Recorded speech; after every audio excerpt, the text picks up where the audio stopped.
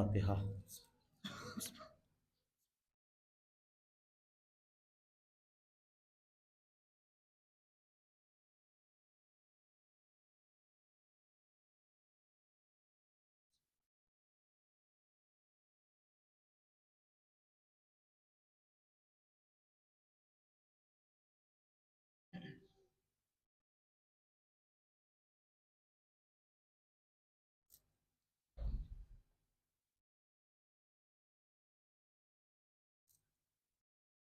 اعوذ باللہ من الشیطان اللعین الرجیم، بسم اللہ الرحمن الرحیم۔ الحمد للہ الذی ہدانا للتمسک بالثقلین وجعل لنا القرآن قرۃ عین، رب المشرقین والمغربین والصلاۃ والسلام علی مولانا و مولا الثقلین صاحب قاب قوسین جد الحسن والحسین ابی القاسم محمد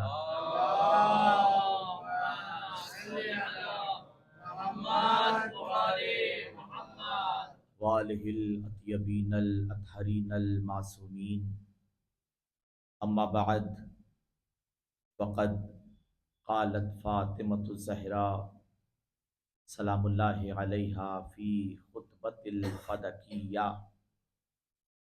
اشہد ان ابی محمد الرسول اللہ واختارہ قبل ان ارسلہ، صلوات پر محمد و آل محمد۔ اللہم صلی علی محمد و آل محمد۔ سامعین محترم، اس کائنات میں کلمہ شہادت پڑھنے والے، رسالت کا اقرار کرنے والے بہت ہیں، مگر اکثریت کو یہ نہیں معلوم کہ کلمہ شہادتین کا مطلب کیا ہے،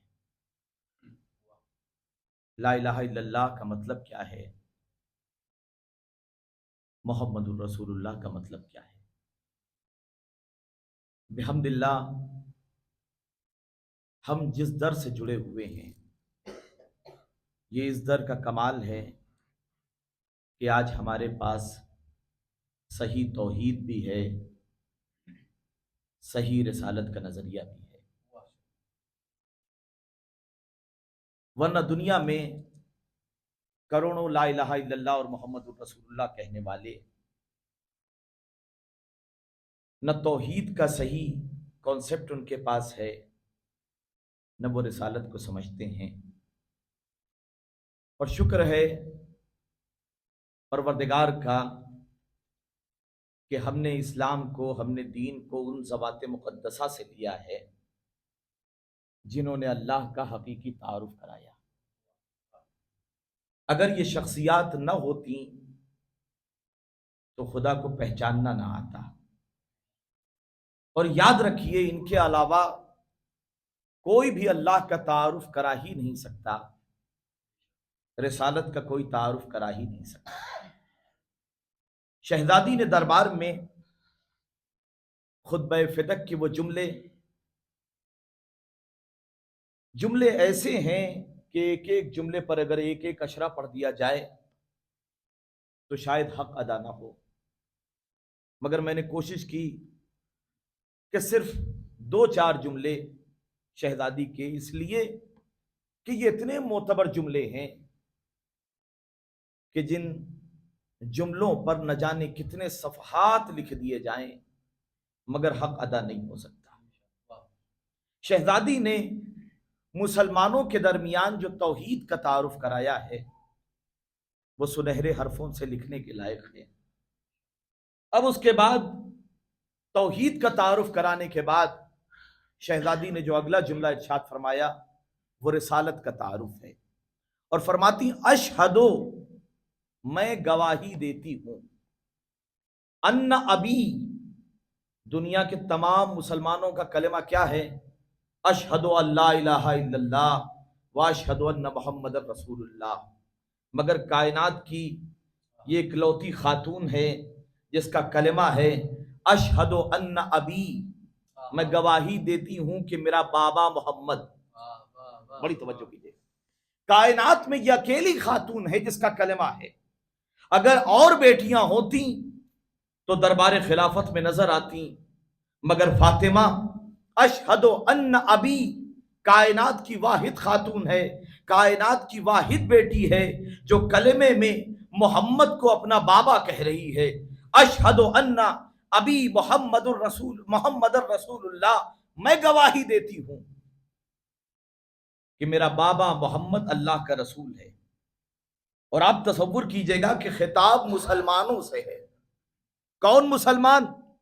वो मुसलमान कि न जिनके यहां तौहीद का कॉन्सेप्ट क्लियर है, न रिसालत वो समझते हैं, इसलिए कि उन मुसलमानों के दरमियान फातिमा खिताब कर रही हैं। वो मुसलमान कि जिनके यहां रिसालत का कॉन्सेप्ट क्लियर नहीं है, जिनके यहां रसूल 40 साल के बाद बना। बड़ी तवज्जो कीजिएगा, उससे पहले आम इंसान, रिसालत 40 साल बाद मिली, मगर उसी दरबार खिलाफत में शहजादी खड़े होकर कह रही है इख्तारहुल्लाहु क़ब्ल अन अरसलहु, कि परवरदिगार आलम ने उसे भेजने से पहले चुन लिया था। नहीं गौर कर रहे हैं मैं कहां ले जाना चाह रहा हूं।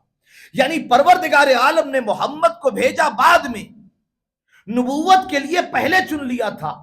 मैं कहूंगा बीबी उन लोगों के दरमियान जिनका अकीदा यह है कि 40 साल तक आम बशर थे।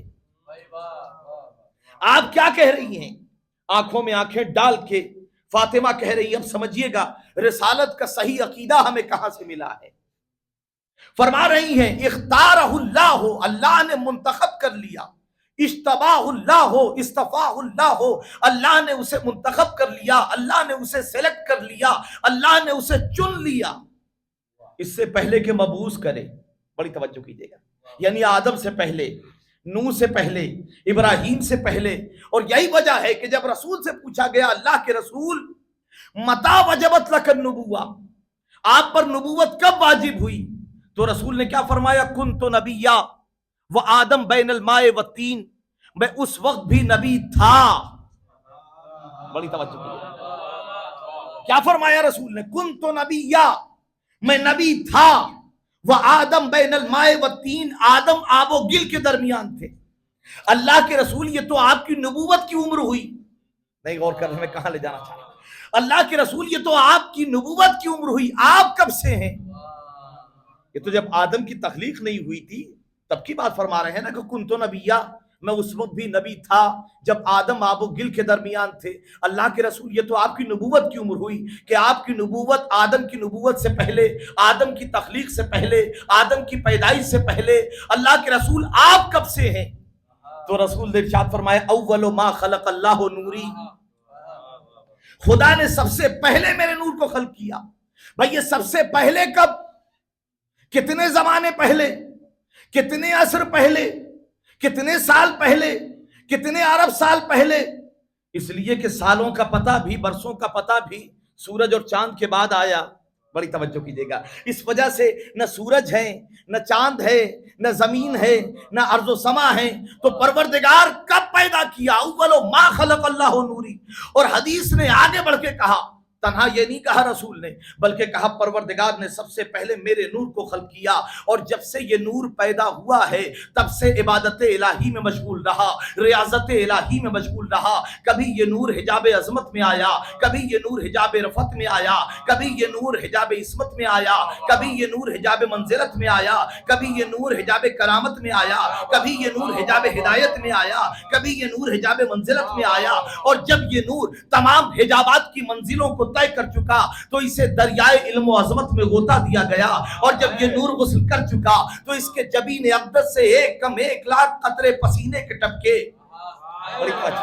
1,24,000 قطرے پسینے کے ٹپکے، ہر قطرے میں نور نبوت چمکا، آواز قدرت آئی، اے شفیع روز جزا، اے نور محمدی، ہم تیرے ان قطروں کو برباد نہیں جانے دیں گے۔ پروردگار نے کسی سے آدم کو پیدا کیا، کسی سے نوح کو پیدا کیا، کسی سے ابراہیم کو پیدا کیا، کسی سے موسیٰ کو پیدا کیا۔ بڑی توجہ کیجئے گا۔ تو رسول نے ارشاد فرمایا کہ محمد کی پیشانی سے جو قطرے ٹپکے، ان قطروں کا نام آدم۔ بڑی توجہ کیجئے گا، تاریخ یہ کہہ رہی ہے، روایت یہ کہہ رہی ہے کہ رسول کی پیشانی سے، جبین اقدس سے جو قطرے ٹپکے، ان قطروں کا نام پروردگار عالم نے کسی کا آدم رکھا، کسی کا نوح رکھا، کسی کا ابراہیم رکھا، کسی کا موسیٰ رکھا، کسی کا ادریس رکھا۔ یعنی اب سمجھیے گا، انبیاء کا تقابل اہل بیت سے نہ کیا کیجئے، اس لیے کہ انبیاء نام ہے محمد کے پسینے کا، اہل بیت نام ہے محمد کے خون کا۔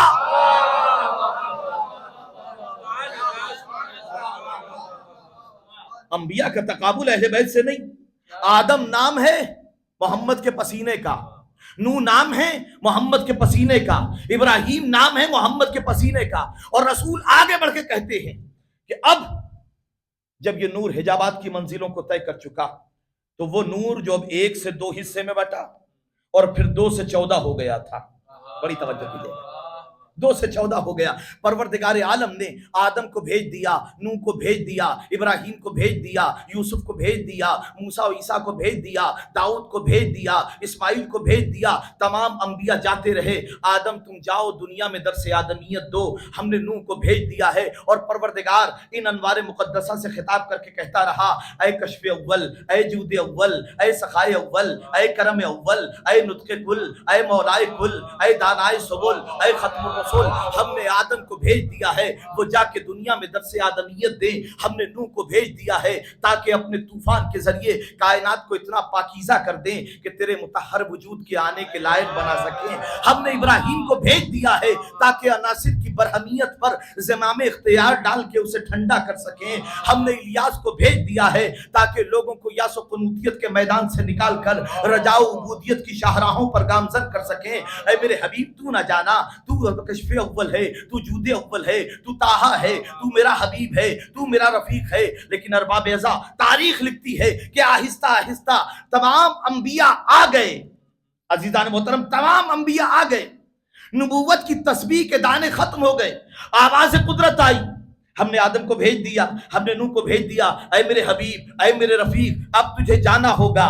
ان انوار مقدسہ نے ہاتھوں کو جوڑا، کہا دیکھ پروردگار بھیج تو رہا ہے، لیکن اپنے درمیان اور ہمارے درمیان ایک واسطہ رکھنا، ایک وسیلہ رکھنا۔ کہ کیسا واسطہ؟ کہ چونکہ تو محمود ہے لہٰذا مجھے محمد بنا دے، چونکہ تو محمود ہے لہٰذا مجھے محمد بنا دے، چونکہ تو علی ہے لہٰذا مجھے علی بنا دے، چونکہ تو فاطر السماوات والارض ہے لہٰذا مجھے فاطمہ بنا دے، چونکہ تو محسن ہے لہٰذا مجھے حسن بنا دے، چونکہ تو قدیم الاحسان ہے لہٰذا مجھے حسین بنا دے، چونکہ تجھے عبادت گزار پسند ہے لہٰذا مجھے زین العابدین بنا دے، چونکہ تو باقر العلوم ہے لہٰذا مجھے محمد باقر بنا دے، چونکہ تجھے سچے پسند ہے لہٰذا مجھے جعفر صادق بنا دے، چونکہ تجھے قضامت پسند ہے لہٰذا مجھے موسیٰ کاظم بنا دے، چونکہ تجھے اپنی مرضی پر چلنے والے پسند ہیں،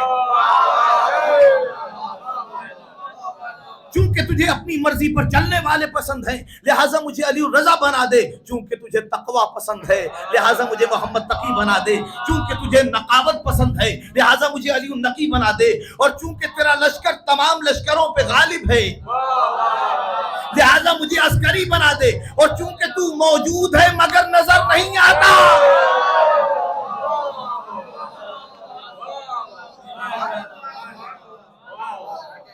صلوات پڑھیں محمد و آل محمد پر۔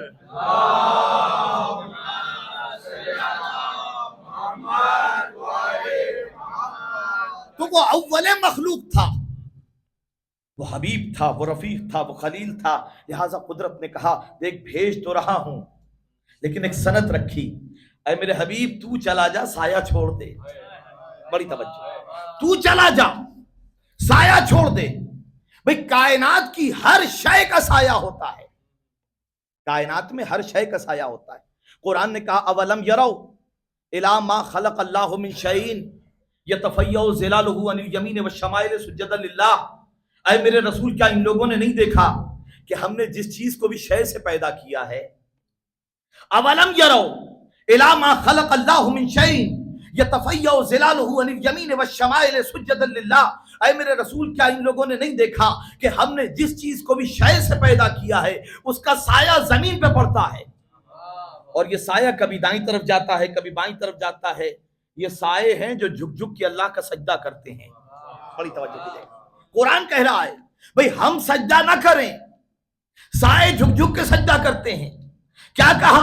یتفیع ظلالہ عن الیمین والشمائل سجدا للہ، یہ سائے کبھی دائیں طرف جھکتے ہیں کبھی بائیں طرف جھکتے ہیں اور جھک جھک کے اللہ کا سجدہ کرتے ہیں۔ اس کا مطلب یہ ہے کہ جو شے بھی خلق سے، جو شے بھی، جو تخلیق بھی شے سے ہو، جو چیز بھی شے سے پیدا ہوئی ہے اس کا زمین پہ سایہ ہوتا ہے، قرآن نے ثابت کیا۔ بڑی توجہ۔ اب اگر محمد کا سایہ نہیں تھا تو مسلمان ہوش کے ناخن لے، محمد شے کی تخلیق نہیں ہے، نور کی تخلیق ہے۔ رسول کا سایہ نہیں تھا، یہ متفق بین الفریقین حدیث ہے۔ کائنات میں ہر شے کا سایہ ہوتا ہے۔ ہم نے کہا صاحب یہ بتائیے کہ رسول کا سایہ کیوں نہیں تھا؟ رسول کا سایہ کیوں نہیں؟ جب ہر شے کا سایہ ہے تو رسول کا سایہ کیوں نہیں؟ بڑے بڑے اسکالر سے، محدثوں سے، مورخوں سے ہم نے پوچھا، کہنے لگے آپ سمجھے نہیں صاحب، وہ رسول مکے مدینے کی گلیوں میں چلتے تھے۔ ہم نے کہا مکے مدینے کی گلیوں میں چلتے تھے اور رسول کا سایہ نہیں، سے تعلق کیا؟ کہنے لگا اچھا ایک سوال کا جواب دیجئے، یہ بتائیے کہ سورج سامنے ہو اور رسول جا رہے ہوں تو سایہ کہاں پڑے گا؟ ہم نے کہا پیچھے۔ کہنے دائیں طرف سورج ہو تو سایہ کدھر پڑے گا؟ ہم نے کہا بائیں طرف۔ سورج اگر بائیں طرف ہو تو سایہ کدھر پڑے گا؟ ہم نے کہا دائیں طرف۔ کہنے لگے اب سمجھ میں آیا؟ ہم نے کہا نہیں، کچھ نہیں سمجھ میں آیا۔ کیا مسئلہ ہے کہ صاحب سورج سامنے ہو، دائیں ہو، بائیں ہو؟ کہنے لگے صاحب رسول مکے مدینے کی گلیوں میں چلتے تھے۔ ہم نے کہا مسئلہ کیا ہے رسول مکے مدینے کی گلیوں میں چلتے تھے؟ کہ بھئی ابھی تو بتایا کہ سورج سامنے ہو تو سایہ پیچھے، سورج دائیں طرف ہو تو سایہ بائیں طرف، سورج بائیں طرف ہو تو سایہ دائیں طرف، رسول مکے مدینے کی گلیوں میں چلتے تھے۔ ہم نے کہا مطلب کیا ہے؟ کہ جب رسول مکے مدینے کی گلیوں میں چلتے تھے تو تنہا نہیں چلتے تھے، دائیں طرف ہوتے تھے صحابہ، بائیں طرف ہوتے تھے صحابہ، پیچھے ہوتے تھے صحابہ۔ بڑی توجہ کیجئے گا، قدرت کو یہ گوارا نہیں ہوا،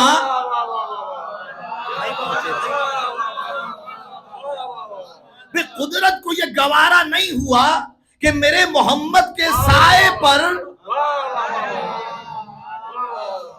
صحابہ کے قدم پڑے۔ بھئی صحابہ کی اتنی اوقات نہیں ہے کہ محمد کے سائے پہ قدم رکھیں، مقابلہ اس سے کرتے ہو جس کے قدم دوش رسالت پہ جاتے ہیں۔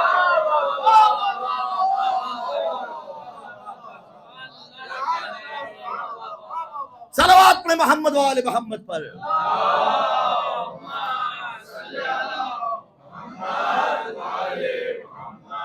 تو اب رسول کو بھیجا، شہزادی کیا فرما رہی ہیں؟ اختارہ، اسے منتخب کر لیا، اسے چن لیا، وسماہ محمدن، اور محمد بہت پہلے نام رکھ دیا تھا، نام بھی پروردگار نے دے دیا، چن بھی لیا پروردگار نے، مبعوث بھی پروردگار نے کیا۔ تو اس کا مطلب یہ ہے کہ رسول جب پیدا ہوئے تب بھی نبی۔ بڑی توجہ کیجئے گا، آپ تاریخ اٹھا کے دیکھیے، بھائی جو پسینے سے پیدا ہوئے، جو صدقے میں پیدا ہوئے، وہ تو آغوش مادر میں کہہ رہے ہیں انی عبداللہ اتانی الکتاب وجعلنی نبیہ، اللہ نے مجھے کتاب عطا کی ہے، مجھے نبی بنایا ہے۔ بڑی توجہ کیجئے گا، میں مسلمانوں سے کہوں گا کہ مسلمان، کیا عیسیٰ کی بند مٹھیوں کو کھول کے دیکھا کتاب کہاں ہے؟ عیسیٰ کیا کہہ رہے ہیں؟ مجھے کتاب عطا کی ہے، مجھے نبی بنایا ہے۔ بھئی مسلمان جا عیسیٰ کی بند مٹھیوں کو کھول کے دیکھ، کیا کتاب موجود ہے؟ کہ بھئی کتاب کاغذی صورت میں نہیں ہے، کتاب قلب عیسیٰ میں ہے۔ بڑی توجہ کیجئے گا، تو آغوش مادر میں عیسیٰ تو نبوت کا اعلان کر دیں اور جو فخر عیسیٰ ہو، اور کس معاشرے میں بھیجا، بڑی توجہ کیجیے گا، وجہ سمجھیے گا، کس معاشرے میں بھیجا؟ عرب کا وہ جاہل معاشرہ۔ آپ تصور کریں ایک ایسی سوسائٹی، ایک ایسا معاشرہ کہ جہاں شرابی ہیں، جہاں بت پرست ہیں، جہاں وومنائزر ہیں، جتنی بھی برائیاں تصور کی جا سکتی، وہ جھوٹے تھے، وہ مکار تھے، وہ شرابی تھے، وہ جواری تھے۔ میں کہوں گا پروردگار تیرا آخری پیغمبر تھا، اچھے معاشرے میں بھیجتا، اچھی سوسائٹی میں بھیجتا، بڑی توجہ کیجیے گا، اچھے سماج میں بھیجتا، اچھے معاشرے میں بھیجتا، ایسے معاشرے میں جہاں بیٹیوں کو زندہ درگور کر دیا جاتا ہو، ایسے معاشرے میں جو 360 خداؤں کی پرستش کرتا ہو، اور وہ بھی خدا کیسے کیسے، دن کا خدا الگ، رات کا خدا الگ، صبح کا خدا الگ، شام کا خدا الگ، ایک قبیلے کا خدا الگ، دوسرے قبیلے کا خدا الگ، لکڑیوں کا خدا الگ، میٹل کا خدا الگ۔ اور روایتوں میں یہاں تک ملتا ہے کہ جب سفر پہ جاتے تھے نا تو راستے کے لیے توشہ تیار کرتے تھے، حلوہ بناتے تھے، اسے بھی ایک شیپ دیتے تھے، بڑی توجہ کیجیے گا۔ اور جب راستے میں بھوک لگتی تھی تو پہلے تو اپنے خدا کو سجدہ کرتے تھے، پھر اس کے بعد اسے بھی شکم کے مندر میں اتار لیا کرتے تھے۔ نہیں پہنچے میں کہاں لے جانا چاہتا؟ تو جو معاشرہ اپنے خدا کو کھا جاتا ہو، ایسے معاشرے میں رسول کو بھیجا۔ اتنے برے معاشرے میں پروردگار اچھے معاشرے میں بھیجتا، اچھے معاشرے میں بھیجتا۔ آواز قدرت آئے گی، اگر اچھے معاشرے میں بھیجتا تو لوگ یہ کہتے ہوئے نظر آتے کہ اچھوں میں آیا تھا، اچھا ہو گیا۔ سماج اچھا تھا، سوسائٹی اچھی تھی، لوگ اچھے تھے، لہذا اچھا ہو گیا۔ بڑی توجہ کیجیے گا۔ لیکن محمد کا کردار دیکھیے، جھوٹوں کے درمیان سچا ہو جانا۔ رسول نے پہلے لا الہ الا اللہ کا کلمہ نہیں پڑھایا، محمد الرسول اللہ کا کلمہ نہیں پڑھوایا، پہلے کردار کا کلمہ پڑھوایا، پہلے امانت کا کلمہ پڑھوایا، پہلے صداقت کا کلمہ پڑھوایا۔ جھوٹوں کے درمیان جب صادق کا لقب لے لیا، خائنوں کے درمیان جب امانت داری کا لقب لے لیا، میرے رسول نے، بڑی توجہ کیجیے گا، جھوٹوں کے درمیان سچا، اس لیے کہ معاشرہ بناتا ہے انسان کو، سماج انسان کو بناتا ہے۔ رسول نے جھوٹوں کے درمیان، اور 40 سال تک خاموش رہے، نبی تھے مگر 40 سال تک خاموش رہے۔ کیوں رہے؟ بڑی توجہ کیجیے گا، اللہ کے رسول 40 سال تک خاموش کیوں رہے؟ میں یہ کہتا ہوں کہ سائلنٹ مشن جاری تھا۔ ابھی تک جتنے بھی پیغمبر آئے تھے نا، انہوں نے ڈائریکٹ برائیوں پر اٹیک کیا تھا۔ شراب بری چیز ہے، شرک نہ کرو، بتوں کو سجدہ نہ کرو، یہ نہ کرو۔ 40 سال تک میرے رسول نے معاشرے کی برائیوں کی جڑ کو تلاشا۔ برائیاں پنپتی کہاں سے ہیں؟ صلوات پڑھیں محمد والے محمد پر۔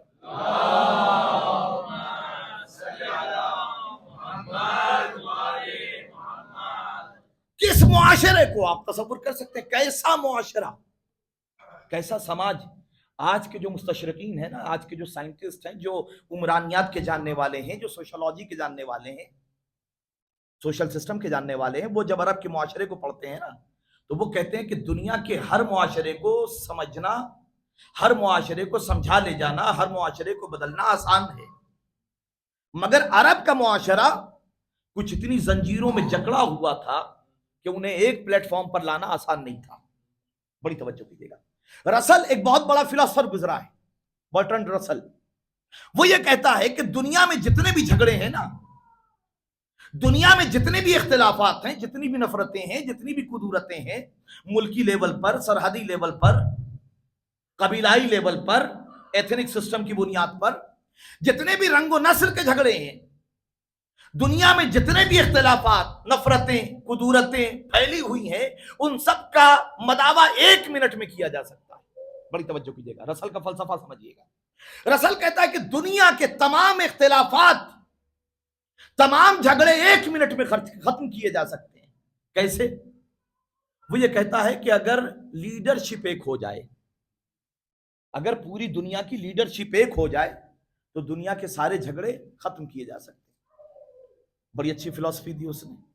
بڑا اچھا پیغام دیا، مگر خود آگے بڑھ کے کہتا ہے کہ یہ پاسبل نہیں ہے، پریکٹیکلی ناممکن ہے، ہو ہی نہیں سکتا۔ وہ کہتا ہو نہیں سکتا، کیوں؟ رنگ و نسل کے جھگڑے نہیں ختم ہو سکتے، زبانوں کے جھگڑے نہیں ختم ہو سکتے، سرحدوں کے جھگڑے نہیں ختم ہو سکتے۔ وہ یہ کہتا ہے کہ کیوں نہیں ہو سکتے، پریکٹیکلی پاسبل نہیں ہے، کیوں نہیں ہو سکتا؟ وہ کہتا ہے کہ اصل میں لیڈرشپ ایک ہو ہی نہیں سکتی، لیڈر بنائے گا کون؟ اگر گورے بنائیں گے تو کالے نہیں پسند کریں گے، وہ کالوں کا استحصال کرے گا، اور اگر کالے بنائیں گے تو وہ گوروں کا استحصال کرے گا۔ ایشیا والے بنائیں گے تو امریکہ والے اسے پسند نہیں کریں گے، امریکہ والے بنائیں گے تو ایشیا والے اسے پسند نہیں کریں گے، افریقہ والے بنائیں گے تو سب مل کے اسے پسند نہیں کریں گے۔ بڑی توجہ کیجیے گا۔ تو وہ کہتا ہے رنگ و نسل کے جھگڑے ختم نہیں کیے جا سکتے۔ اس کا مطلب یہ ہے کہ عالم انسانیت کو ایک پلیٹ فارم پر نہیں لایا جا سکتا۔ آج دنیا کے جو سب سے بڑے بڑے جھگڑے ہیں، سرحدوں کے جھگڑے، رنگ و نسل کے جھگڑے، دولتوں کے جھگڑے، زبانوں کے جھگڑے، قبائلوں کے جھگڑے، انہیں ایک پلیٹ فارم پر نہیں لایا جا سکتا۔ اب عرب کا معاشرہ دیکھیے، عرب کا معاشرہ، آج کے جو سوشل اسٹڈیز کرنے والے ہیں، سماجیات کے جاننے والے، عمرانیات کے جاننے والے، ان کا یہ کہنا ہے کہ عرب کا معاشرہ ہر معاشرے کو ایک پلیٹ فارم پر لایا جا سکتا، مگر عرب کا معاشرہ کچھ اتنی زنجیروں میں جکڑا ہوا تھا کہ اسے ایک پلیٹ فارم پہ لانا آسان نہیں تھا۔ سب سے پہلے تو وہ اپنے آپ کو عرب کہتے تھے، عرب کا مطلب ہے بولنے والا۔ وہ یہ کہتے تھے کہ بولنا ہمیں آتا ہے، زبان ہمارے پاس ہے، ادب ہمارے پاس ہے، بولنے کا سلیقہ ہمیں آتا ہے، نظم و نثر ہم کہنا جانتے ہیں۔ اور دنیا میں کیا کہتے تھے؟ عجم، گونگا۔ بڑی توجہ کیجیے گا، وہ کہتے تھے کوئی بولنا نہیں جانتا، یعنی رشتے زبانوں کی بنیاد پہ بنے تھے۔ بڑی توجہ کیجیے گا، رشتہ زبان کی بنیاد پہ بنا تھا۔ اب آئیے، اس زمانے کا جو عرب تھا وہ 3 حصوں میں ڈیوائیڈ تھا۔ آج جو الگ ملک ہے یمن، وہ اس وقت حجاز کا حصہ تھا۔ تو اس زمانے کا جو حجاز تھا نا، وہ اس زمانے میں 3 حصوں میں ڈیوائیڈ تھا۔ ایک حصہ یمن کا تھا، ایک حصہ حجاز کا تھا، اور ایک حصہ رب الخلی تھا جو ریگستان کا علاقہ تھا، جہاں کچھ بادیہ نشین رہتے تھے۔ بڑی توجہ کیجیے گا، بدو عرب جنہیں کہا جاتا تھا۔ اب آئیے، تو پہلے تو ملکی سرحد پر کہ ہم عرب ہیں، دوسرے عجم ہیں، زبان کی بنیاد پر رشتہ بنا۔ دوسرا رشتہ علاقے کی بنیاد پر، سرحد کی بنیاد پر۔ حجاز والے یمن والوں کو پسند نہیں کرتے تھے، یمن والے حجاز والوں کو پسند نہیں کرتے تھے۔ اب آ جائیے حجاز میں، حجاز میں بھی قبائل تھے، بنی اسد، بنی ثقیف، بنی تمیم، بنی تے، اوس، خزرج، یہ سب الگ الگ بڑے بڑے قبیلے تھے۔ ایک قبیلہ دوسرے قبیلے کو پسند نہیں کرتا تھا، یعنی رشتے بنے تھے قبیلوں کی بنیاد پر۔ اب آئیے پھر ایک قبیلے میں آ جائیے۔ اب ایک قبیلے میں جب آپ آئیں گے تو وہاں بنی عمام ہوتے تھے، چچیرے بھائی۔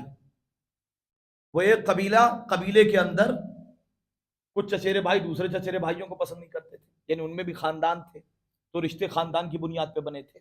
بڑی توجہ کیجیے گا، وہ اتنی زنجیروں میں جکڑے ہوئے تھے کہ انہیں ایک پلیٹ فارم پہ لانا آسان نہیں تھا۔ مگر میرے رسول نے عجیب فارمولا دیا کہ رشتہ زبانوں کی بنیاد پر نہیں بنے گا، رشتہ سرحدوں کی بنیاد پر نہیں بنے گا، رشتہ رنگ و نسل کی بنیاد پر نہیں بنے گا، بلکہ رشتہ بنے گا لا الہ الا اللہ محمد رسول اللہ کی بنیاد پر۔ پوری کائنات کو ایک موتی میں پیرو کے رکھ دیا، کوئی فرق نہیں پڑتا، رنگ و نسل کا امتیاز ختم کر دیا۔ بڑی توجہ کیجیے گا، وہ عرب کا معاشرہ جو بیٹیوں کو زندہ درگور کر دیا کرتا تھا، رسول کے آنے سے پہلے، شاید میں نے پچھلے خمسے میں تھوڑا سا تذکرہ کیا تھا کہ بیٹیوں کو زندہ درگور کر دیا جاتا تھا، عورتوں کو کوئی مقام و منزلت نہیں ملتی تھی کسی بھی کلچر، کسی بھی تہذیب میں، اور عرب میں بیٹیوں کو زندہ درگور کر دیا جاتا تھا۔ اور آج کا معاشرہ، آج کا مہذب معاشرہ یہ کہتا ہے کہ صاحب اسلام عورت کو مقام نہیں عطا کرتا، اسلام عورت کو مرتبہ نہیں عطا کرتا۔ آج ہم ترقی یافتہ دور میں ہیں نا، آج ہم مہذب معاشرے میں رہ رہے ہیں، اور آپ الزام لگاتے ہیں رسول پر۔ اس زمانے میں جہاں بیٹیوں کو زندہ درگور کر دیا جاتا تھا، میرا سوال ہے کہ وہ معاشرہ اچھا تھا جو رسول نے دیا، یا یہ معاشرہ اچھا ہے جو آج ہمارے پاس ہے؟ بھئی رسول کے 1400 سال بعد بھی اگر ہم مہذب ہو گئے ہوتے تو یہ نعرہ دینے کی ضرورت نہ پڑتی کہ بیٹی بچاؤ بیٹی پڑھاؤ۔ پہنچ رہے ہیں کہاں لے جانا چاہتے؟ 1400 سال پہلے رسول نے البنات و رحمتن، بیٹیاں رحمت ہیں کہہ کے کہا بیٹی بچاؤ، اور طلب العلم فریضہ علی کل مسلم و مسلمہ کہہ کے کہا بیٹی پڑھاؤ۔ صلوات پڑھیں محمد والے محمد پر۔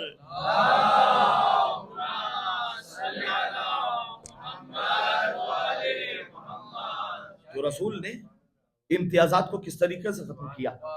غلامی کا تصور آپ یہ سوچیے، دنیا میں کہیں بھی چلے جائیے ریسزم ہر جگہ ہے، کتنی بھی ڈیولپ ممالک ہوں، مگر میرے رسول نے رنگ و نسل کے امتیاز کو کتنی جلدی ختم کیا ہے۔ آپ رسول کے زندہ معجزات دیکھیے۔ آج ہم کتنے بھی مہذب ہو جائیں، کتنے بھی ڈیولپ ہو جائیں، کتنے بھی کلچرڈ ہو جائیں، آپ چلے جائیے امریکہ میں، وہ کہتے ہیں ہم نے برابری کا حق دیا ہے۔ اگر برابری کا حق دیا ہے تو کیا وجہ ہے کہ آج بھی کوئی نگرو گن اٹھاتا ہے، کبھی کسی یونیورسٹی میں، کبھی کسی مال میں؟ بڑی توجہ کیجیے گا، اس لیے کہ کاغذوں پہ لکھ دینا آسان ہے، سینے سے لگانا آسان نہیں ہے۔ مگر میرے رسول نے رنگ و نسل کے امتیاز کو کیسے ختم کیا؟ بھئی بلال کون ہے؟ حبشی غلام، نہیں پہنچ رہا میں کہاں لے جانا چاہتا۔ بلال کون ہے؟ حبشی غلام۔ عرب میں غلام کا اسٹیٹس کیا تھا؟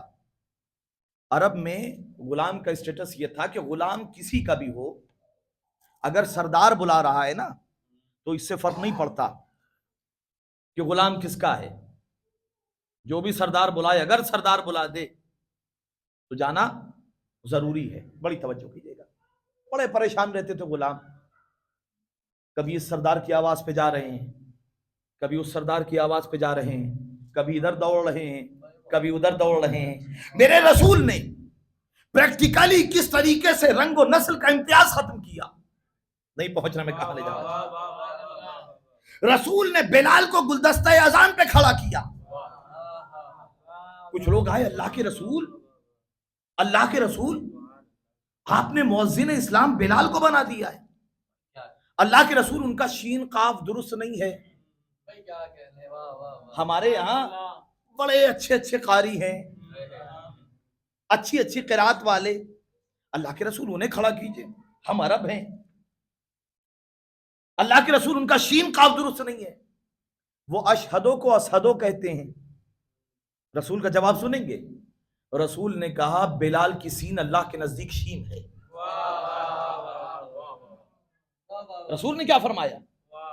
رسول نے کہا بلال کی سین اللہ کے نزدیک شین ہے، بات ختم ہو گئی۔ روایت کے جملے ہیں، لوگوں نے کہا کہ اچھا ہو سکتا ہے رسول نے واپس لے لیا ہوگا۔ اب دوسرا دن ہوا، وقت ہو گیا نماز کا، تقریباً لوگ کھڑے ہو گئے، لیکن صبح صادق ہو ہی نہیں رہی ہے، صبح صادق ہو ہی نہیں رہی، گھنٹوں گزر گئے، لوگ دوڑے ہوئے آئے، اللہ کے رسول آج صبح کیوں نہیں ہو رہی ہے؟ رسول نے کہا گلدستہ اذان پہ کون ہے؟ نہیں پہنچے۔ رسول نے کہا گلدستہ اذان پہ کون ہے؟ کہا فلان صاحب ہیں۔ رسول نے کہا بلال کو کھڑا کرو، بلال گلدستہ اذان پہ نہیں جائیں گے، سورج نہیں نکلے گا۔ اگر بلال گلدستہ اذان پہ نہیں جائیں گے صبح نہیں ہوگی۔ بڑی توجہ کیجیے گا۔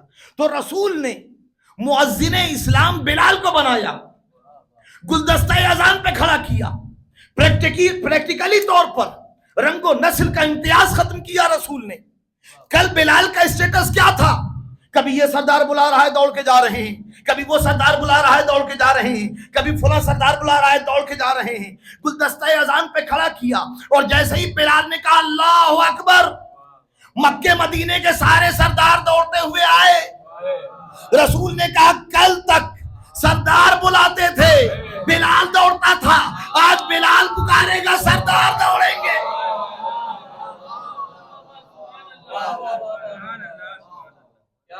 کل تک سردار بلاتے تھے، بلال دوڑتا تھا، آج بلال پکاریں گے سارے سردار۔ تو رنگ و نسل کا امتیاز ختم کیا میرے رسول نے۔ بڑی توجہ کیجیے گا، رنگ و نسل کا امتیاز کس انداز سے ختم کیا؟ آپ یہ دیکھیں کس بنیاد پر؟ اس کا مطلب یہ ہے کہ رنگ و نسل کا امتیاز ختم کر دیا، عورتوں کو عزت دلا دی، پوری دنیا کو ایک ہار میں پرو دیا۔ اب رسل کے جملے کی طرف آئیے، رسل نے کیا کہا تھا کہ ناممکن سی بات ہے کسی انسان کے لیے یہ ناممکنات میں سے ہے کہ وہ ساری انسانیت کو ایک پلیٹ فارم پہ جمع کر دے۔ رنگ و نسل کا کوئی امتیاز نہیں، بڑی توجہ کیجیے گا، سب کو برابر عزت۔ تو کس بنیاد پر اب ماننا پڑے گا کہ یہاں کا نمائندہ ہوتا انسان کے لیے ممکن نہیں ہے؟ اس کا مطلب یہ ہے کہ وہاں کا بھیجا ہوا تھا، اور یہی وجہ ہے۔ آپ یہ دیکھیے رسول کے معجزات دیکھیے، آپ رسول کے معجزات، یہ رسول کے زندہ معجزات ہیں، اور یہی وجہ ہے آج ہم اگر رسالت کو نہ سمجھائیں تو دنیا کی کوئی کتاب رسول کی تعریف نہیں کر سکتی۔ بڑی توجہ کیجیے گا، رسول کو کوئی شخصیت نہیں پہچانوا سکتی، اس لیے کہ رسول کی سیرت پر کون گفتگو کرے گا؟ اگر یہ شہزادی کے خطبے نہ ہوتے، یہ اہل بیت کے بیانات نہ ہوتے، انہوں نے رسول کو نہ پہچانوایا ہوتا، انہوں نے خدا کو نہ پہچانوایا ہوتا۔ آج لوگ جو کہتے ہیں نا کہ آپ علی کو حد سے آگے بڑھا دیتے ہیں، بھیا بات اصل یہ ہے کہ آپ رسول کو اپنے یہاں سنتے ہیں، علی کو آ کے ہمارے یہاں سنتے ہیں، تو آپ کو لگتا ہے کہ بڑھا دیتے ہیں۔ کبھی آئیے ہمارے یہاں رسول کو سنیے، صلوات پڑھیں محمد والے محمد پر۔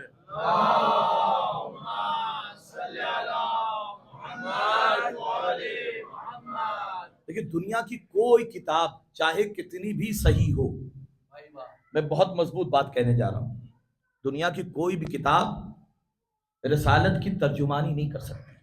آج مسلمانوں کا سب سے بڑا المیہ یہ ہے، سب سے بڑا المیہ، سب سے بڑی ٹریجڈی یہ ہے۔ آپ یہ دیکھیے فرانس کا ایک بادشاہ گزرا ہے، بوناپارٹ، نیپولین بوناپارٹ، اس میں صرف ایک کمال تھا، وہ یہ کمال تھا کہ اس کی خطابت، اس کا فن گفتگو، وہ جب مجمع کے سامنے کھڑے ہو کے گفتگو کرتا تھا نا تو سارا مجمع ایک پلیٹ فارم پہ آ جاتا تھا۔ بس یہ کمال تھا اس کے اندر، اور کوئی کمال، تقویٰ، نہ اللہ کا ماننے والا تھا، نہ تقویٰ تھا، نہ پرہیزگاری، نہ کردار۔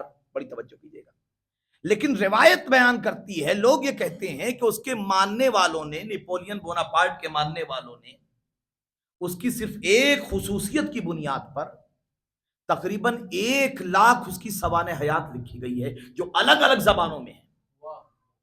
نیپولین بوناپارٹ کے اوپر 1,00,000 سے زیادہ آرٹیکل اور کتابیں لکھی گئی ہیں جو اس کی مدح میں ہیں، جو اس کی تعریف میں ہیں، اور اس کے چاہنے والے، اس کے ماننے والے اس کی برائی سننے کے لیے تیار نہیں ہیں۔ وہ کہتے ہیں ایسا لیڈر پیدا نہیں ہوا۔ بڑی توجہ کیجیے گا، اور یہ مسلمان ہے جو اپنی کتابوں میں کہیں ہذیان دکھا رہا ہے، کہیں نسیان دکھا رہا ہے۔ یاد رکھیے کتنی بھی صحیح کتاب ہو وہ آپ کی نگاہ میں ہوگی، دنیا کی کوئی کتاب میرے رسول کی ترجمانی نہیں کر سکتی۔ مسئلہ کیا ہے، ٹریجڈی کیا ہے کہ آج کا مسلمان جب کلمہ پڑھتا ہے تو کہتا اشہد ان محمد رسول اللہ، میں گواہی دیتا ہوں کہ محمد اللہ کے رسول ہیں۔ گواہی تو یہی دیتا ہے نا کہ محمد اللہ کے رسول ہیں، لیکن جب سیرت بیان کرنے کی بات آتی ہے تو کہتا ہے کہ صاحب محمد کی 2 زندگیاں تھیں، کبھی بشری تقاضے کے حساب سے کچھ کام کرتے تھے، کبھی رسالت کے تقاضے سے کام کرتے تھے۔ مسجد میں جو کام کرتے تھے وہ رسالت کے تقاضے کے مطابق، گھر میں جو کام کرتے تھے وہ رشتوں کے تقاضے کے مطابق، وہ بشریت کے تقاضے کے مطابق۔ اب بڑی لاجیکل بات کرنے کی کوشش کی کہ صاحب دیکھیے، ایک ہے شخصیت محمد اور ایک ہے شخصیت رسول۔ محمد کی اپنی انڈیویجوالٹی ہے، پرسنل لائف ہے۔ وہ کہتے ہیں کہ صاحب جب رسول بن کے مسجد میں خطبہ دے رہے ہیں تو رسول بن کے، احادیث بیان کر رہے ہیں تو رسول بن کے، لیکن اگر نواسوں کے لیے ناقہ بن رہے ہیں تو محمد بن رہے ہیں۔ بڑی توجہ کیجیے، بیٹی کے احترام کے لیے تو یہ محمد کی انڈیویجوالٹی ہے، یہ محمد کی پرسنل لائف ہے۔ یعنی مسلمان نے کلمہ شہادت میں تو رسول اللہ کہا، لیکن جب سیرت بیان کرنے کے لیے آیا تو کہا محمد کی دوہری زندگی، کبھی بشر بن جاتے ہیں، کبھی رسول بن جاتے ہیں۔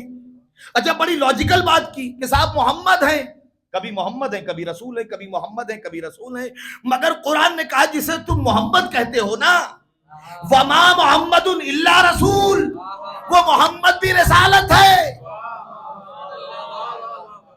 وہ محمد بھی رسالت ہے۔ اور دنیا کی کوئی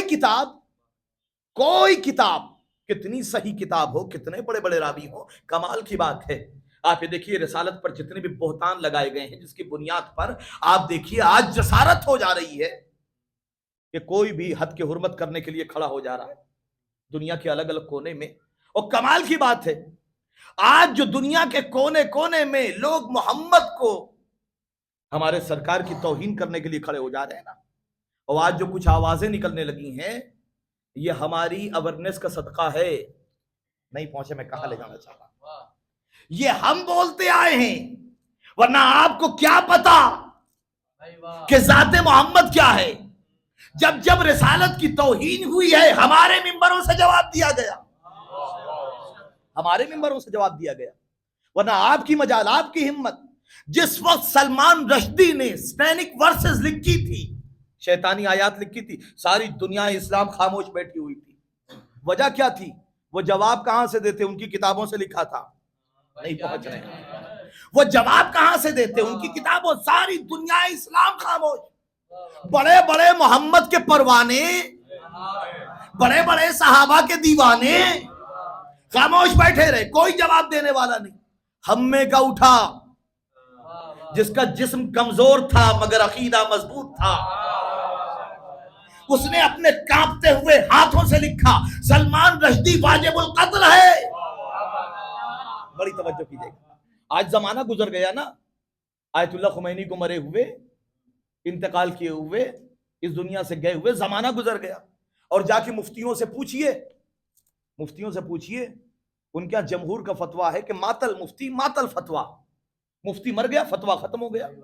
تو بھئی خمینی صاحب کو گئے ہوئے تقریباً 45 سال ہو رہے ہیں، بڑی توجہ کیجیے گا، کئی سال گزر گئے جناب امام خمینی کو گزرے ہوئے، تو اب تو اسے بے خوف ہو کے باہر نکل آنا چاہیے کہ بھئی تمہارا ہی فتویٰ ہے کہ مفتی مر گیا فتویٰ ختم ہو گیا، مگر آج بھی پروٹوکول کے ساتھ چل رہا ہے، کبھی ان سے پروٹیکشن مانگ رہا ہے، کبھی ان سے پروٹیکشن مانگ رہا ہے، اس لیے کہ وہ بھی جانتا ہے جس گروہ کے عالم نے فتویٰ دیا ہے وہاں کوئی مرتا نہیں ہے۔ من مات علی حب آل محمد مات شہیدا۔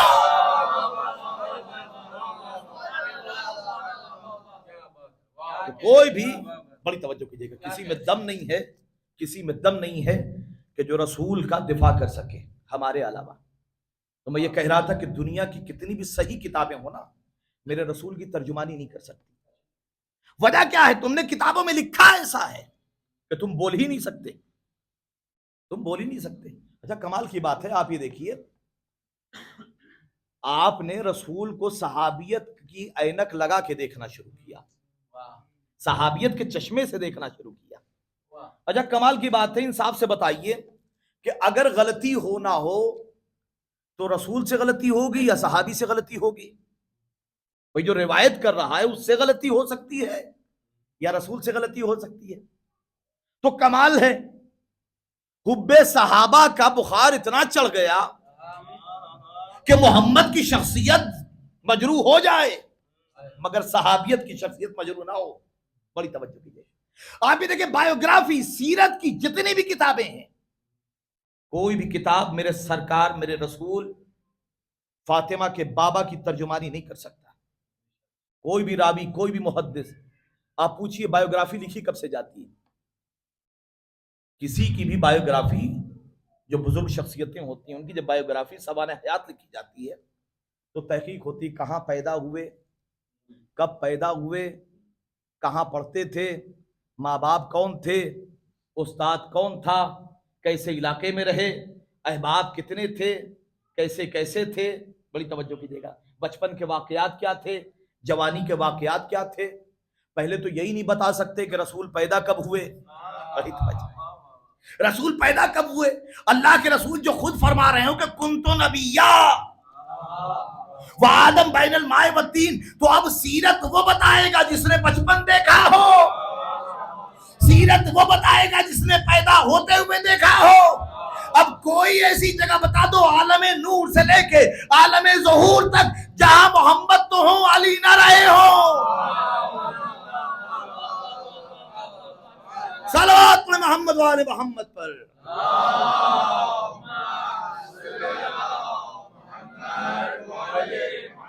کوئی ایسی جگہ بتا دو. یہی وجہ ہے کہ دنیا کے عظیم مفکرین جنہوں نے سیرت رسول کو دیکھا ہے، کردار رسول کو دیکھا ہے، وہ جب بیان کرتے ہیں، جویش اسکالر ہے مائیکل ہارٹ، وہ اپنی کتاب دا 100 میں لکھتا ہے، اس نے دنیا کی سربراہ شخصیات کو ایک کتاب میں جمع کیا.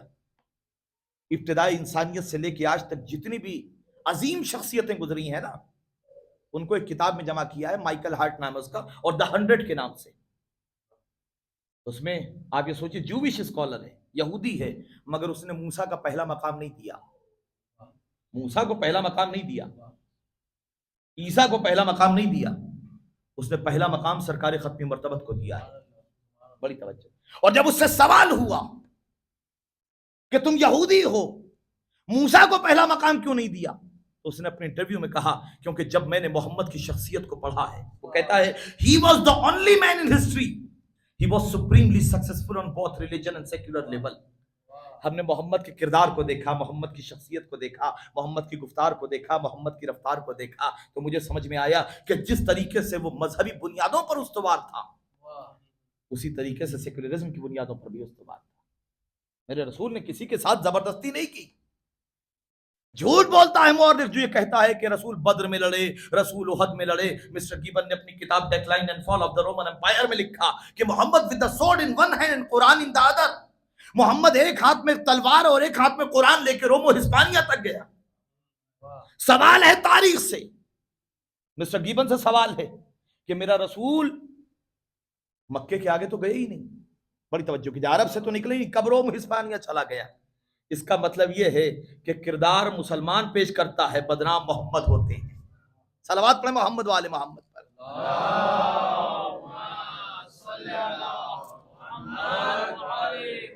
رسول نے اختلاف کی بات نہیں کی تھی. رسول نے کہا تھا المسلم من سلم المسلمون من یدہ ولسانہ. مسلمان کی جو ڈیفینیشن بیان کی تھی رسول نے، مسلمان کا جو کرائیٹیریا بیان کیا تھا، جو پیرامیٹر بیان کیا تھا رسول نے، کیا کہا تھا؟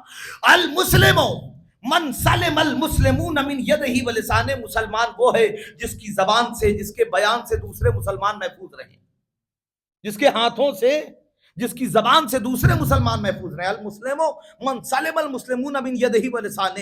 مسلمان وہ ہے جس کی زبان سے، جس کے بیان سے دوسرے مسلمان محفوظ رہیں. آج کے سینیریو میں دیکھیے، پوری دنیا میں مسلمان مسلمان کو مار رہا ہے، مسلمان مسلمان کو مار رہا ہے. اگر آج مسلمان ہتھیار نہ دے، اپنی زمین نہ دے، اپنا علاقہ نہ دے، اپنا فضائیہ نہ دے، مسلمان مسلمان کو مار رہا ہے. بڑے پکے پکے مسلمان، آپ ڈاؤٹ نہیں کر سکتے ان کے ایمان پر، ان کے اسلام پر.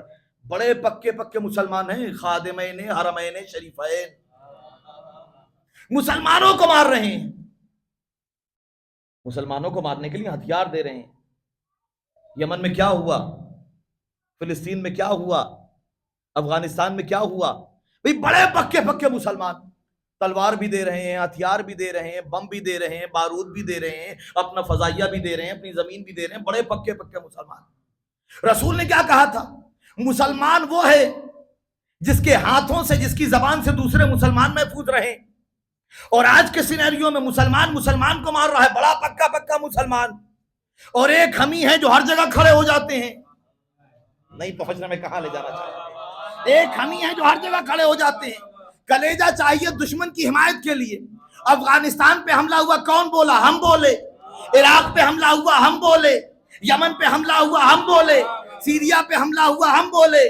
بحرین پہ حملہ ہوا، ہم بولے. فلسطین پہ حملہ ہوا، ہم بولے. اور کمال کی بات ہے، سب بڑے پکے پکے مسلمان، ہم ہی کافر.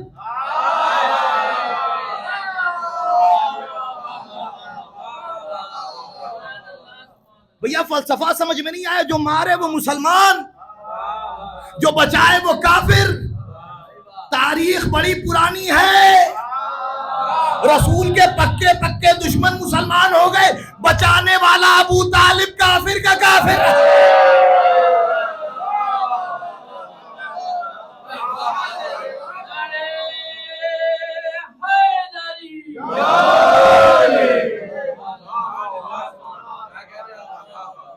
رسول کے پکے پکے دشمن مسلمان ہو گئے اور بچانے والا ابو طالب کافر کا کافر رہا. بھئی کمال کی بات ہے. آج تک دنیا جو کہہ رہی تھی نا کہ بعد چند لوگ ہیں، مختصر سے لوگ ہیں، ایک چھوٹی سی کنٹری ہے، خوردبین سے دیکھے جائیں گے. اپنے وجود کی فکر کیجئے، اپنے آپ کو بچائیے، ان پچڑوں میں نہ پڑیے. بڑی توجہ کیجیے گا. آج تک مسلمان یہی کہہ رہا تھا نا کہ صاحب خوردبین سے دیکھے جائیں گے، چھوٹے سے لوگ ہیں، چھوٹی سی جماعت ہے، معمولی سے لوگ ہیں، خوردبین سے دیکھے جائیں گے. ارے اپنے وجود کی فکر کیجئے، کہیں ایسا نہ ہو کہ آپ کا وجود خطرے میں پڑ جائے. میں کہتا ہوں بھائی وجود کی فکر وہ کرے جو لاوارث ہو.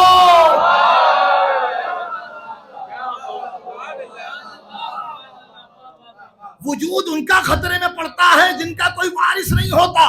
ہمارا وارث پردہ غیب میں ہے.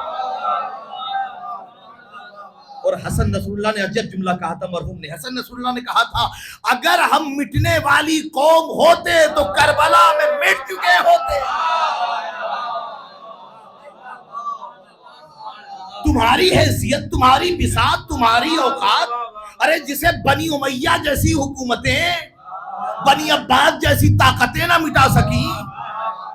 کہنے کہ صاحب اپنے وجود کی فکر کیجئے. ہم اگر مٹنے والی قوم ہوتے نا تو ہمیں جتنا مارا گیا ہے، ہمیں جتنا مٹایا گیا ہے، پوری تاریخ اٹھا کے دیکھیے، شیعت کے خون سے رنگین ہے پوری تاریخ.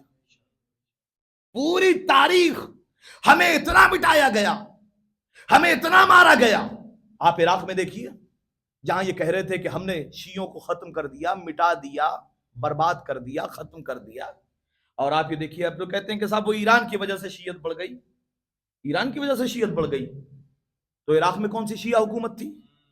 بڑی توجہ کیجیے. مختار ثقفی کی حکومت سے لے کے صدام کی حکومت تک ایران کبھی بھی شیعہ مملکت نہیں رہا. مختار ثقفی کی حکومت کے بعد سے صدام کی حکومت تک کبھی بھی عراق شیعہ ملک نہیں رہا. اور دنیا یہ کہہ رہی تھی کہ ہم نے عراق میں شیعوں کو ختم کر دیا.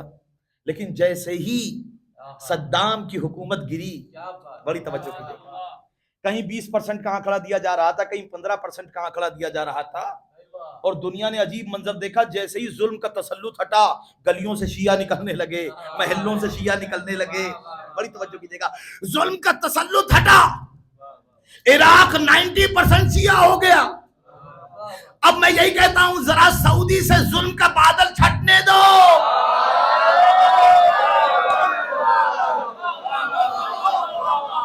پھر پتہ چلے گا مکے میں کتنے شیعہ ہیں، مدینے میں کتنے شیعہ ہیں.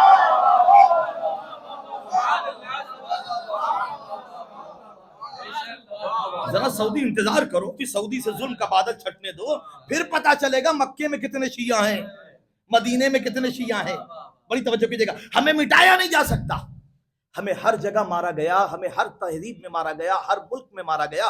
ہمیں عراق میں مارا گیا، ہمیں افغانستان میں مارا گیا، ہمیں پاکستان میں مارا گیا، ہمیں مصر میں مارا گیا، ہمیں یمن میں مارا گیا. دنیا کے ہر کونے میں آپ جا کے دیکھیے شیعت کی تاریخ خون سے رنگین ہے. ہمارے خون سے گارا بنایا گیا دیواریں. دنیا یہ سمجھ رہی تھی کہ ہم نے انہیں مٹا دیا، ہم نے انہیں ختم کر دیا، ہم نے انہیں دفن کر دیا. بڑی توجہ کیجیے گا. دنیا یہ سمجھ رہی تھی کہ ہم نے انہیں زمینوں میں دفن کر دیا. اور جب وہ ہمیں زمین میں دفن کر کے پلٹ رہے تھے تو ان بے وقوفوں کو معلوم نہیں تھا کہ ہم بیج تھے.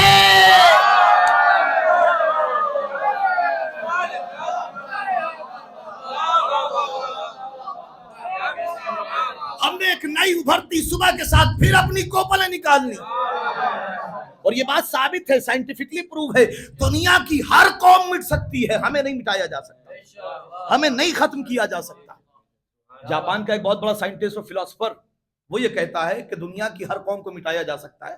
شیعہ نہیں ہے، نہ مسلمان ہے، مگر وہ یہ کہہ رہا ہے کہ دنیا کی ایک قوم ہے جسے ختم نہیں کیا جا سکتا، جسے مٹایا نہیں جا سکتا. اور ریزن بھی بیان کرتا ہے.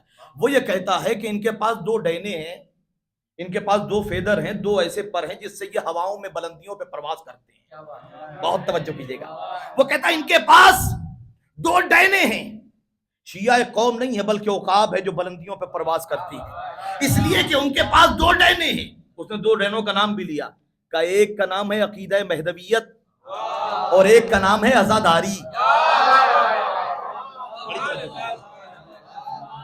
وہ کہتا ہے ایک کا نام ہے عزاداری، ایک کا نام ہے عقیدہ مہدی. یہ دو عقیدے ہیں جو انہیں مٹنے نہیں دیتے, انہیں ختم نہیں ہونے دیتے, انہیں فنا نہیں ہونے دیتے. کیسے؟ وہ یہ کہتے ہیں آزاداری ان کے اندر حوصلہ پیدا کرتی. مارو گے, جتنا مار سکتے ہو مار لو, مٹا دو, ختم کر لو.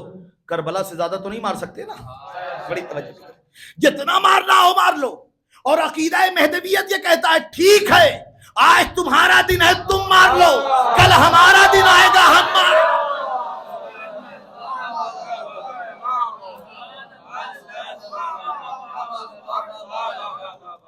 عقیدہ مہدویت اور ہم ختم نہیں ہو سکتے. یقین مانیے دنیا کی ہر قوم مٹ سکتی ہے لیکن علی کے چاہنے والے نہیں مٹ سکتے.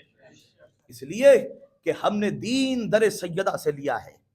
یہ حوصلہ ہمیں شہزادی عطا کرتی ہیں, اور ایک شہزادی ہے جو ہاتھوں کو اٹھا کے دعا کر رہی ہے, پروردگار ایک قوم پیدا کر, ایک قوم پیدا کر. ہم دعائے زہرا ہیں, اور باب ازا ہمیں نہیں مٹایا جا سکتا, اس لیے کہ معصومہ فاطمہ دعا کر رہی ہیں پروردگار ایک قوم پیدا کرنا جس کے بوڑھے حسین کے بوڑھوں کا ماتم کریں, جس کے بچے حسین کے بچوں کا ماتم کریں, جس کے جوان حسین کے جوانوں کا ماتم کریں. ارباب ازا زہرا آپ سے کتنی محبت کرتی ہے, آپ تصور کر سکتے ہیں کتنی محبت کرتی ہیں. آپ مجلس میں دیر سے آتے ہیں مگر شہزادی بہت پہلے آ کے بیٹھ جاتی, اور تنہا نہیں بیٹھتی بلکہ حسین کی 4 سالہ بچی سکینہ بھی آتی ہے. اور جب آپ دیر سے آتے ہیں نا تو روایت کے جملے ہیں کہ سکینہ کہتی ہیں دادی میرے بابا کا ماتم کرنے والے کب آئیں گے. اور جب آپ گریا کرتے ہیں نا تو سکینہ اپنا جلا ہوا دامن پھیلا کے دعا کرتی ہے پروردگار میرے بابا کے رونے والوں کو کوئی پریشانی نہ دینا, کوئی مصیبت نہ دینا. یہ حسین کی یتیمہ بچی کی دعا ہے. کتنا چاہتی ہیں سیدہ. جب سکرات موت کا وقت آتا ہے نا, یہ عجیب خان وعدہ ہے باب ازا, یہ عجیب خان وعدہ ہے.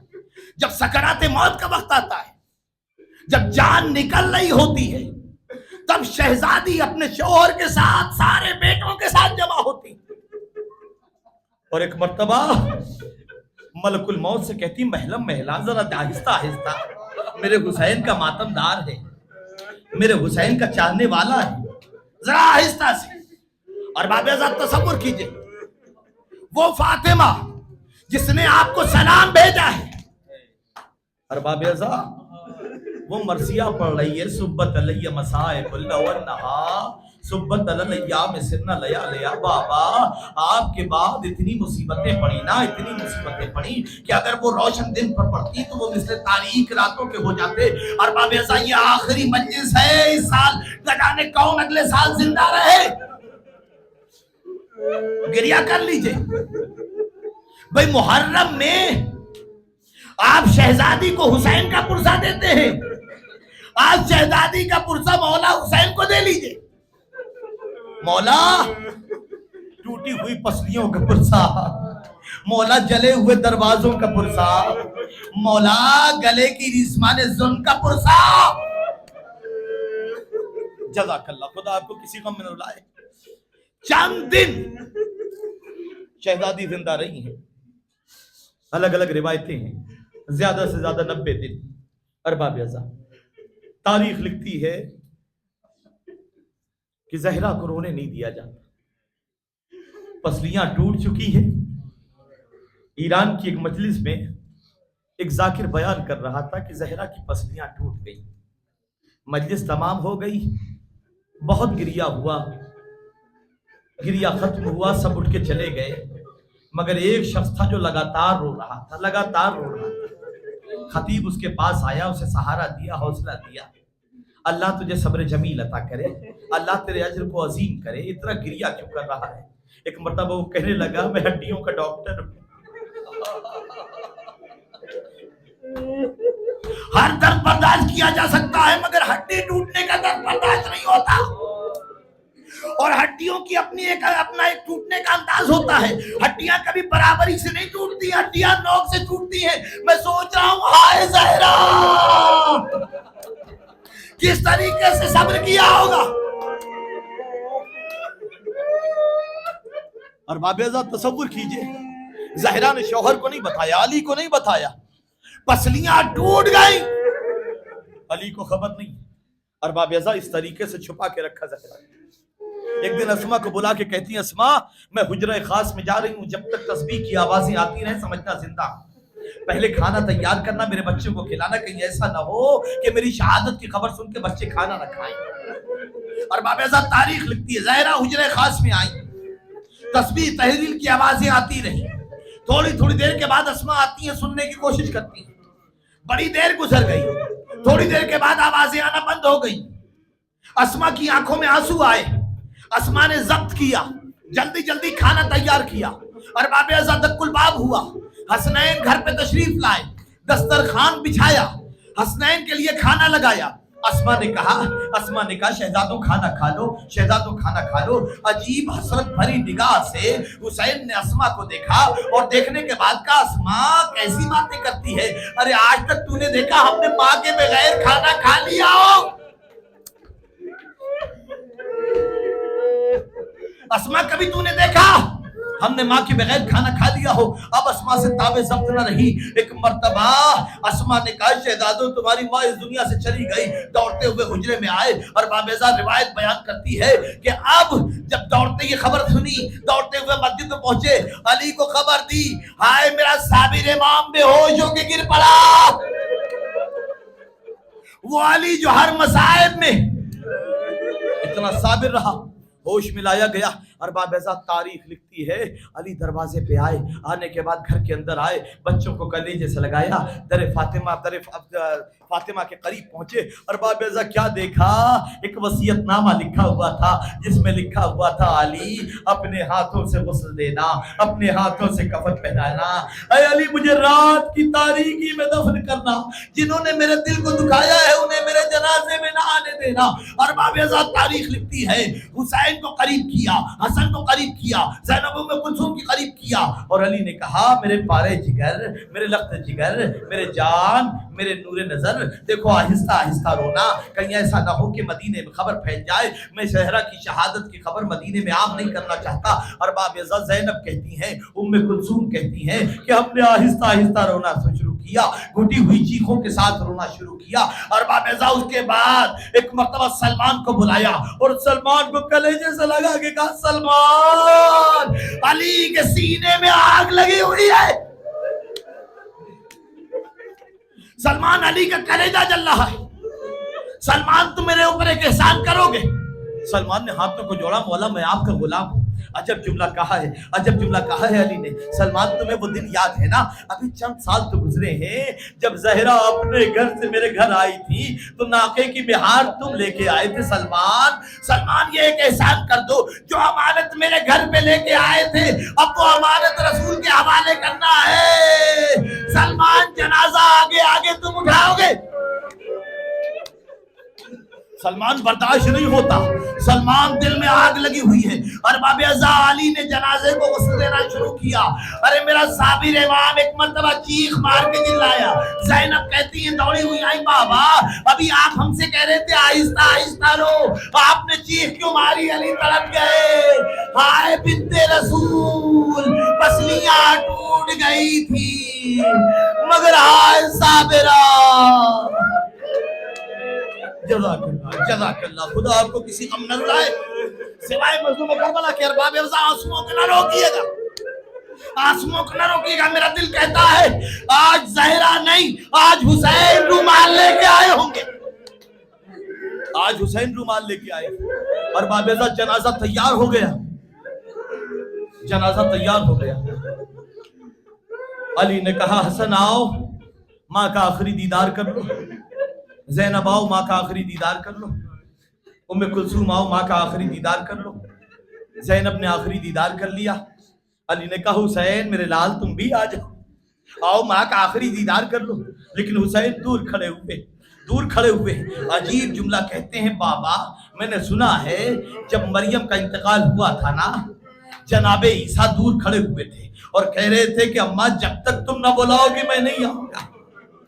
बाबा मैं फखरे ईसा नहीं हूँ, मेरी माँ फखरे मरियम है, मैं फखरे ईसा हूँ, वो फखरे मरियम है। जब तक माँ ना बुलाएगी। और बाबेज़ाद तारीख लिखती है बंदे कफन टूटे, दो हाथ बरामद हुए, आ मेरे हुसैन, आ मेरे सीने से लग जा। हुसैन गए, अम्मा के सीने से लग गए, अम्मा हुसैन सयालमुल्लज़ीन ज़लमू अय्यमुनक़लबी यनक़लिबून अला लानतुल्लाहि अलल क़ौमिज़ ज़ालिमीन। परवरदिगार हमारे इस मुख्तसर से तज़किरे को कबूल फरमा। माबूद हम में जो बीमार हैं उन्हें शिफ़ाए कामिला शिफ़ाए आजिला अता फरमा। हम तमाम मोमिनीन कुलविज़ी की तरफ से इमाम ज़माना की खिदमत में ताज़ियत पेश करते हैं।